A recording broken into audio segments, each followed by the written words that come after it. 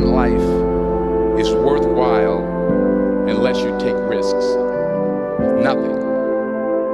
Nelson Mandela said, "There is no passion to be found playing small and settling for a life that's less than the one you're capable of living." Now, I'm sure in your experiences in school and applying to college and picking your major and deciding what you want to do with life, I'm sure people have told you to make sure you have something to fall back on. Make sure you got something to fall back on, honey. But I never understood that concept, having something to fall back on. If I'm going to fall, I don't want to fall back on anything. I want to fall forward. I figure at least this way I'll see what I'm going to hit. Without consistency, you'll never finish. So do what you feel passionate about. Take chances. Don't be afraid to fail. There's an old IQ test, 9 dots, and you had to draw 5 lines with a pencil within these 9 dots without lifting the pencil. The only way to do it was to go outside the box. Don't be afraid to think outside the box. Don't be afraid to fail big, to dream big. But remember, dreams without goals are just dreams. Reggie Jackson struck out 2,600 times in his career, the most in the history of baseball. But you don't hear about the strikeouts. People remember the home runs. Fall forward. Thomas Edison conducted 1,000 failed experiments. Did you know that? I didn't know that. Because the 1,001st was the light bulb. Fall forward. Every failed experiment is one step closer to success. You've got to take risks, and I'm sure you've probably heard that before, but I want to talk to you about why that's so important. You will fail at some point in your life. Accept it. You will lose. You will embarrass yourself. You will suck at something. There's no doubt about it.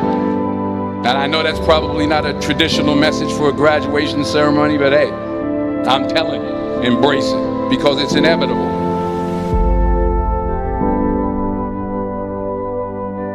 In the acting business, you fail all the time. Early on in my career, I auditioned for a part in a Broadway musical. Perfect role for me, I thought, except for the fact that I can't sing. I didn't get the job. But here's the thing. I didn't quit. I didn't fall back. I walked out of there to prepare for the next audition, and the next audition, and the next audition. I prayed. I prayed. And I prayed. But I continued to fail, and fail, and fail. But it didn't matter, because you know what? There's an old saying, you hang around the barbershop long enough, sooner or later you're going to get a haircut. So you will catch a break, and I did catch a break. Last year, I did a play called Fences on Broadway. But here's the kicker. It was at the Court Theater. It was at the same theater that I failed that first audition 30 years prior. The point is, every graduate here today has the training and the talent to succeed. But do you have the guts to fail? If you don't fail, you're not even trying. I'll say it again. If you don't fail, you're not even trying. To get something you never had, you have to do something you never did. So imagine you're on your deathbed, and standing around your deathbed are the ghosts representing your unfulfilled potential. The ghost of the ideas you never acted on. The ghost of the talents you didn't use. And they're standing around your bed, angry, disappointed, and upset. They say we came to you because you could have brought us to life, they say.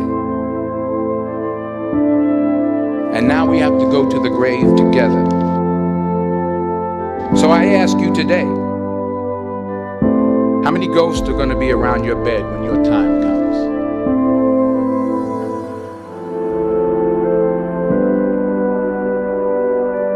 I just got back from South Africa. It's a beautiful country, but there are places there with terrible poverty that need help. And Africa is just the tip of the iceberg. The Middle East needs your help. Japan needs your help. Alabama needs your help. Tennessee needs your help. Louisiana needs your help. Philadelphia needs your help. The world needs a lot, and we need it from you. We really do. We need it from you young people. I mean, I'm not speaking for the rest of us up here, but I know I'm getting a little grayer. We need it from you, the young people, because remember this. You got to get out there. You got to give it everything you got, whether it's your time, your talent, your prayers, or your treasures. What are you going to do with what you have? I'm not talking about how much you have. Some of you are business majors. Some of you are theologians, nurses, sociologists. Some of you have money. Some of you have patience. Some of you have kindness. Some of you have love. Some of you have the gift of long suffering. Whatever it is, whatever your gift is, what are you going to do with what you have? All right, now here's my last point about failure. Sometimes it's the best way to figure out where you're going. Your life will never be a straight path.